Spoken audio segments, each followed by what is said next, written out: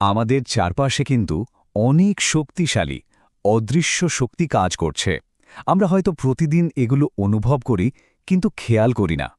পদার্থবিজ্ঞানের এই শক্তিগুলোই কিন্তু আমাদের পৃথিবীকে চালাচ্ছে। আজকের এই বিশ্লেষণে আমরা ঠিক এমনই দুটো শক্তিকে কাছ থেকে দেখব: চাপ এবং প্লবতা।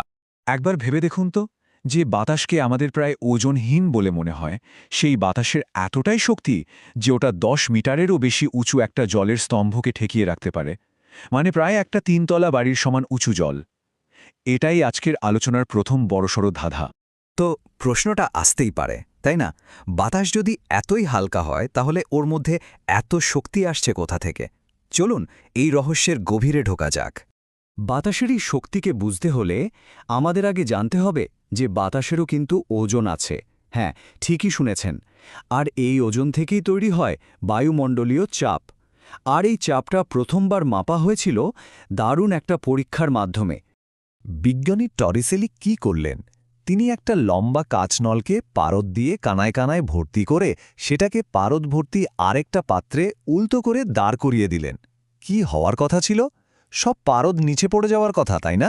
কিন্তু তা হলো না। দেখা গেল পারদটা প্রায় ৭৬ সেন্টিমিটার উচ্চতায় এসে আটকে গেছে। আর এই যে পারদটাকে ঠেকিয়ে রেখেছে, সেটাই হলো বাইরের বাতাসের চাপ। দারুণ ব্যাপার। তাহলে ব্যাপারটা কি দাঁড়ালো? আমাদের চারপাশের বায়ুমণ্ডলের চাপটা ঠিক ৭৬ সেন্টিমিটার পারদের চাপের সমান। অথবা যদি জলের কথা বলি, তাহলে প্রায় 10.৩ মিটার উঁচু জলের স্তম্ভের চাপের সমান। এখন প্রশ্ন হলো, পারদ মাত্র ৭৬ সেমি, আর জল 10 মিটারেরও বেশি কেন? কারণটা সহজ। পারদ জলের চেয়ে অনেক বেশি ঘন, তাই অল্প একটু পারদই অনেক বেশি চাপ তৈরি করতে পারে।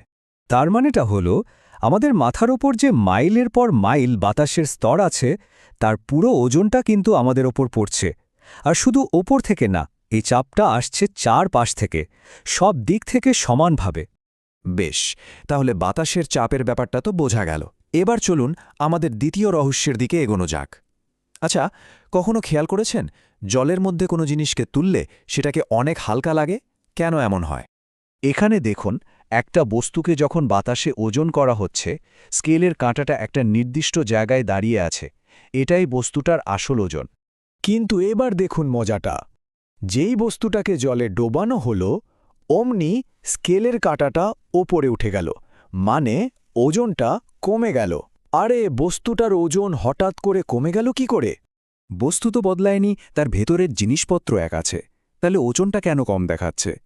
তার মানে জল নিশ্চয়ই এমন একটা কিছু করছে, একটা অদৃশ্য ধাক্কা দিচ্ছে, যেটা আমরা দেখতে পাচ্ছি না। আর এই রহস্যের সমাধানটা কিন্তু প্রায় ২০০০ বছর আগেই একজন করে ফেলেছিলেন।